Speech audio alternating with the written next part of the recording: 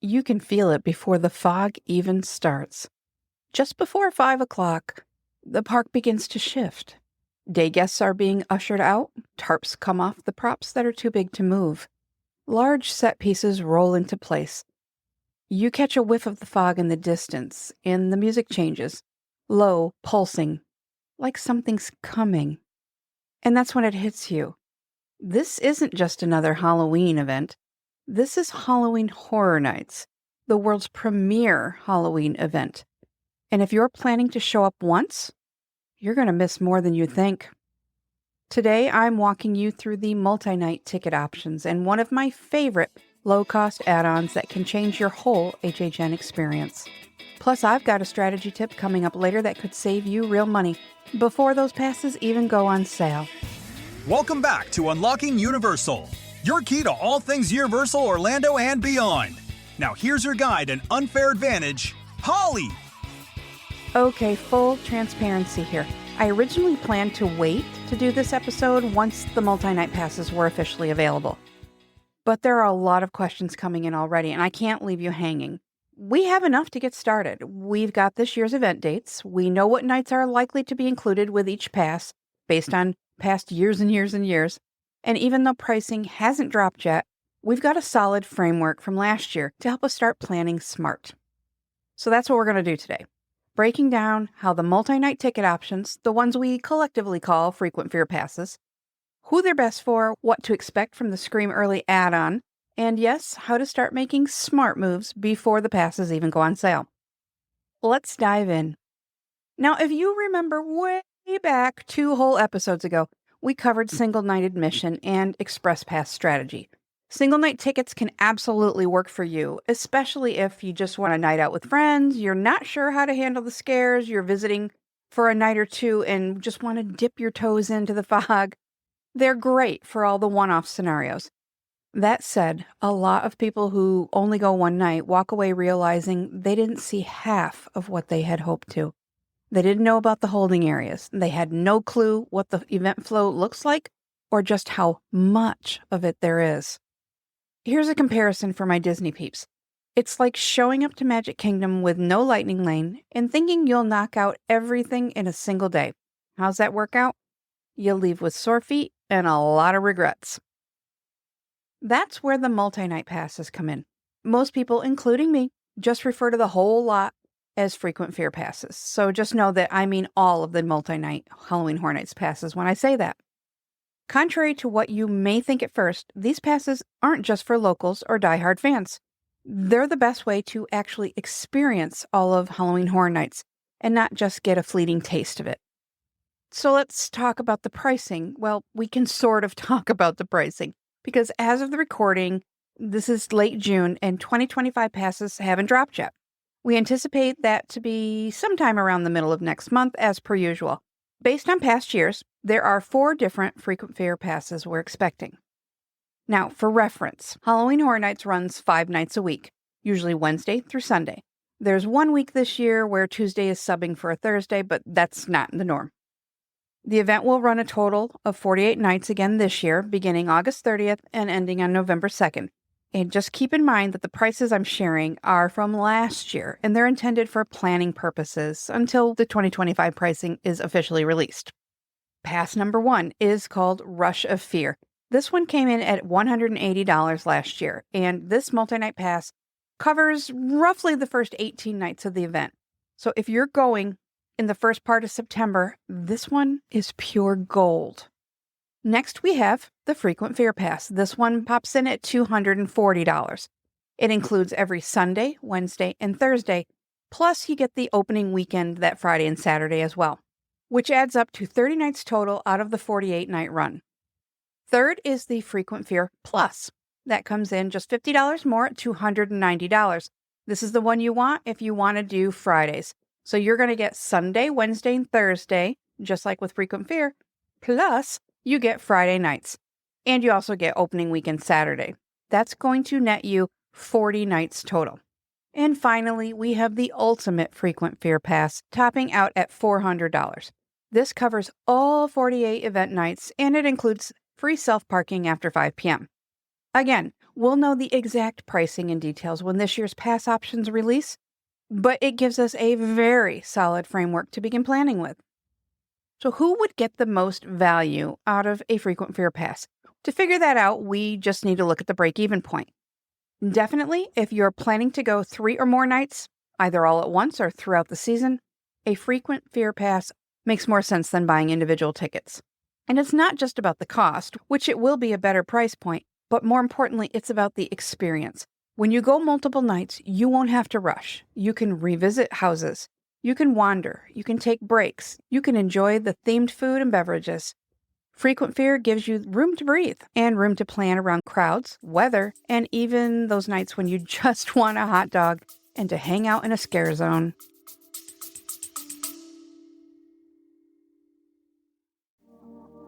Epic news, Universal fans! 2026 vacation packages for Universal Orlando Resort are officially live. And the sooner you lock in, the bigger your bragging rights when those rates start climbing higher than Velocicoaster's top hat. From the streets of Diagon Alley to the surf of Volcano Bay, from Trolls to Toothless and everything in between, it's all waiting for you. For packages over $1,500 booked by June 30th, I'm throwing in a little extra magic. A small thank you, a bonus, and my planning services. That's a pretty sweet deal, especially when one comes with years of insider know-how, a whole lot of love for Universal, and zero cost to you. Ready to claim your spot? Tap the quote link in the show notes and we'll be unlocking Universal together in no time. Let's make 2026 your most epic year yet.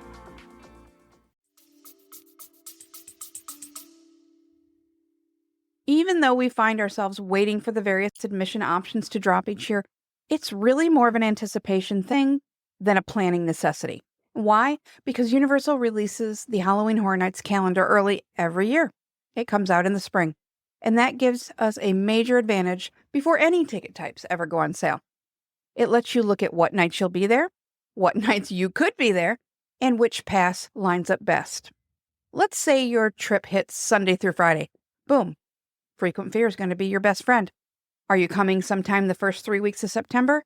I literally can't recommend the Russia Fare Pass enough. It's practically a cheat code. Are you looking at a long weekend scenario, like maybe Wednesday through Monday? You've got choices, my friend. Frequent fare would give you 3 nights for about the cost of 2. And that means the extra $50 it would cost to upgrade to Frequent Fare Plus to get that Friday is totally on the table and just might be your sweet spot. My daughter calls this girls' math. I'm not sure if I'm supposed to be offended by that or not, but regardless, I prefer to call it optimal use of my resources. And here's where the real strategy comes in. Even shifting a trip by a day or two could mean big savings. For example, if you were going to buy 2 single-night tickets during Russia Fare season, you were looking at $166. Now remember, this is 2024 pricing. The Russia Fare Pass was $180. So for just $14 more, you could get up to 18 nights. But even if you only pop in for that third evening for even just a couple of hours, you're winning. That's churro money well spent. And here's something else I've got a few messages about, so let's go ahead and touch on it. Last year, Universal, for the very first time, offered a super limited number of multi-night passes bundled with Express. Yeah, it was a great idea and a wonderful option for the people who were willing to put out the money for it. It was great. But it was also a hot mess. The day they went on sale, there was no warning. There was extremely low inventory and a lot of frustrated guests. I know, yikes. So understand that while this is just conjecture, the word on the street is that those bundles are not expected to return. But if they do, I would imagine the process will be very different, and I'll let you know for sure. But for now, I'd focus my planning on standard admission options, Express, and maybe even an RIP tour, which we'll cover in the next HHN episode. So even if you're chomping at the bit for the frequent fare passes to drop, my pro planning tip for you is this: book early and adjust later. If you're planning to visit Universal during Horror Nights season, go ahead and book your vacation package now with your hotel and your park tickets. If you don't need regular daytime admission, you can add a single night Halloween Horror Nights ticket as a placeholder. And then when the multi-night passes go on sale, we just swap it out. Easy peasy. If you're wondering why I recommend this over waiting, It's because Universal uses something called dynamic pricing. Simply put, rates go up as the rooms fill up. And during Horror Nights season, rooms fill up. So locking in your package early gives you the best shot at the lowest hotel rate possible without locking yourself out of a better ticket option later. All right, let's talk about an underrated add-on that can totally level up your night. Scream Early. First things first, Scream Early is not the same as Stay and Scream. I know, lots of terms get tossed around interchangeably in those Facebook groups, but I'm here to make sure you have the right info to cut through the confusion. Let's break it down. Stay and Scream is not a product at all. It's a location. Actually, it's a few locations. This is the name for the holding areas inside the park. These are the areas that will be roped off into zones. Well, they're actually metal fences, but you get what I'm saying. Maybe we should call them corrals for guests to wait in for early access to select haunted houses. There are generally 2 or 3 of these around the park. An example from last year would be the Stay and Scream area in the New York section of Universal Studios. Within that holding area, guests could then choose a specific queue to enter for Ghostbusters, Insidious the Further, or Triplets of Terror, etc. You get the idea. To take advantage of Stay and Scream, you must already be inside Universal Studios by 5 p.m. That's when the park closes to day guests. And then you use your Horror Nights admission ticket to scan into one of the holding areas where you wait for the event to begin. And then several of the haunted houses will open early for those guests in the Stay and Scream areas. I've seen them open as early as 5:15, well before the general public enters at the official opening time of 6:30. As you can see already, this gives you a huge advantage. In order to be inside the park when it closes to day guests at 5 p.m., you're going to need one of 3 things. Now, keep in mind, this is in addition to your Halloween Horror Nights admission ticket. You're going to need either a day ticket, a valid annual pass, or if you don't have either of those, you can purchase the Scream Early add-on. The Scream Early add-on costs $55, and that's in 2025 pricing. It lets you enter the studios starting at 3 p.m. So this is going to give you park access for a couple of hours before you even have to be in one of the Stay and Scream holding areas. At 5 p.m., guests outside of the holding areas are either going to be ushered to a holding area or out of the park. So Scream Early lets you get a jump on the night. You're going to hit more houses, you might even be able to repeat a few, and you're going to have a way more chill experience. And I speak from experience because I've done it from both sides of the gate. And one time last year, it was a Friday night, I won't forget it. School pickup went long and we were late. We missed the 5 p.m. cutoff, so we were stuck on the outside of the gate, which meant we were stuck doing the sardine can shuffle, if you know what I mean. It was packed. It was chaotic. People didn't really know what they were doing, and we lost a huge window of time. No, thank you. It was an experience I really don't care to repeat. I mean, you're going to wait one way or another, right? Having done it both ways, I can confidently say that I would much rather wait and Stay and Scream. If you're already in a holding area, you're scanned, you're settled, you're ready to go. Stay tuned because I'll be back with more bite-sized episodes and with updates when new ticket info drops. In the meantime, if you need help figuring out the best fit for your dates, your goals, and your budget, that's literally what I do, and it would be my pleasure to assist you. If this episode has helped clear the fog a little, would you share it with a friend? Because real friends don't let friends show up without a plan. See you soon. Thanks for hanging out with us. Now get out of here and go do something nice for someone.